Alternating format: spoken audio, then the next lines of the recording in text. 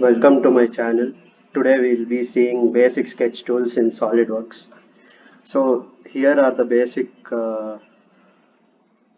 tools which we use for sketching in Solidworks.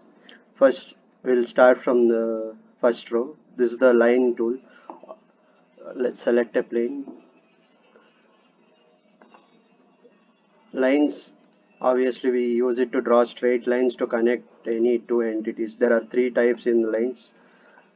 Obviously a solid line, then construction line or the center line which is used as an axis, and then we have midpoint line which is very rarely used. It starts off from the midpoint, as you can see, and extends on both the sides as per the required dimensions. Next is the center point circle. You start with the center of the circle and then you draw it,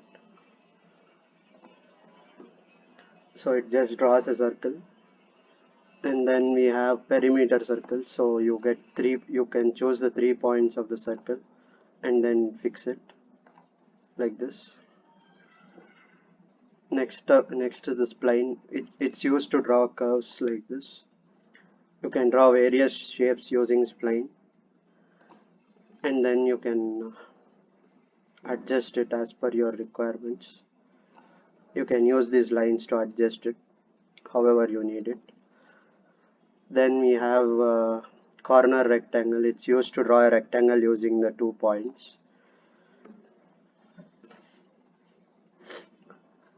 In rectangles we have around 5 types. This one is the one I drew just now is the corner rectangle. This is the center rectangle. We start from the center of the rectangle and then go outwards. Each of these have specific applications depending on the knowledge of the diagram or sketch we need to draw. So if we know the center point, we can use that one. Everything is application specific. Then this is the 3-point rectangle. This one, 3-point corner rectangle, 3-point center rectangle. We start off from the center, then we fix the other 2 points. Next is the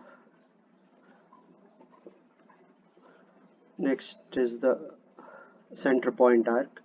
This is used to draw arcs, so you choose the center point and then you basically start sketching however you need it to. Then under arc we have 3 types: center point, tangent, and 3-point arc. Tangent is used to draw. Tangent can only be drawn on line segments, suppose on these lines, and then we go like this. It can only be used on lines because we need a line against which it needs to be tangent. 3-point arc is used to define an arc, obviously using 3 points of the arc, so it goes like this, and then you can define the third point however you need it to. So that's how you use the arc. Next is the ellipse. So you choose the center point and then the edge, and then you just basically define the ellipse however you require it. Under ellipse we have basically ellipse is conic, so we have partial ellipse, parabola, and any other conic which you would like to draw. Partial ellipse works like this. You just choose the 2 points and then you draw the partial ellipse however you need it to based on your requirements. Then the parabola.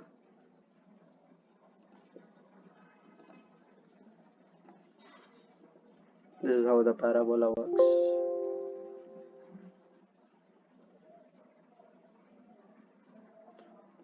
Conics is an advanced thing, so it's not used basically in the basic sketches, so we can skip that for now.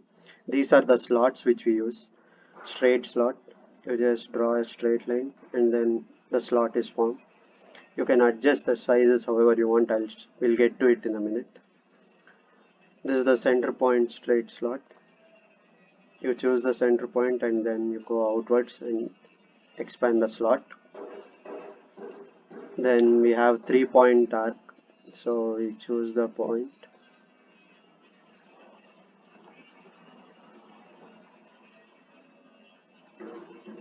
and then we can put the slot. So there are 3 points here, 1, 2 and 3. So you can put the slot however you need it to, or a better diagram would be like this.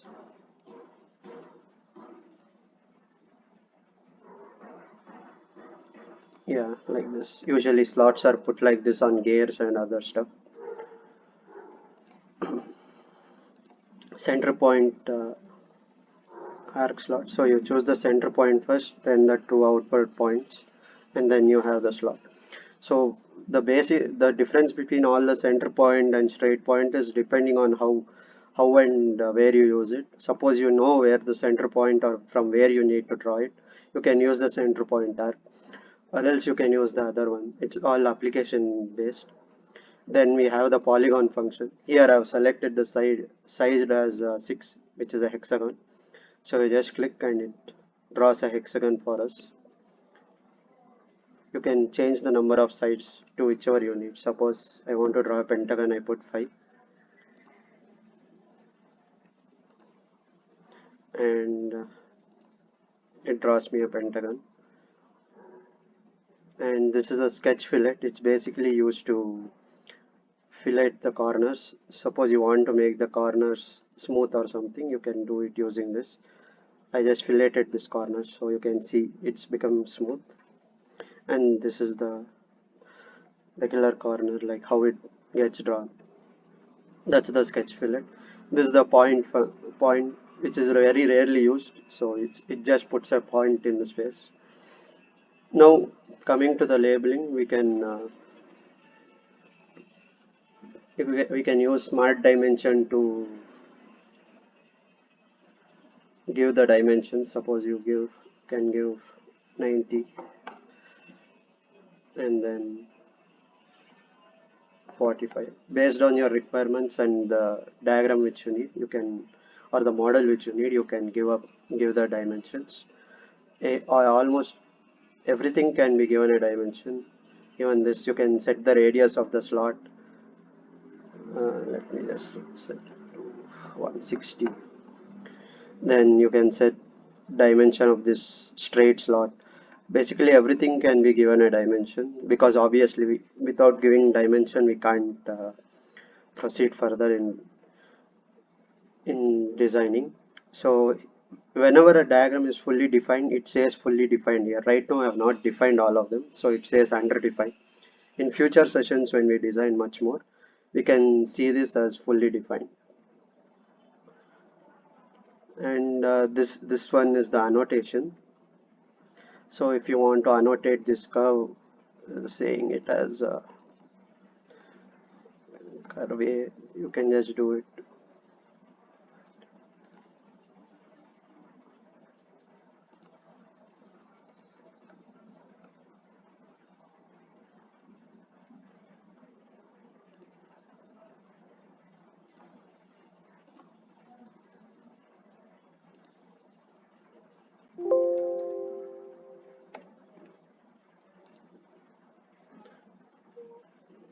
That's about it, I guess, for this tutorial.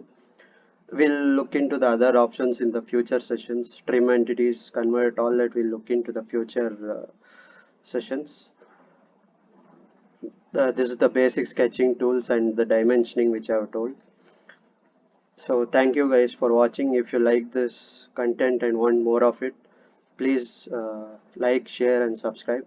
If you have any doubts or anything, you can ask them in the comments. I will try my best to answer everything I know. Thank you.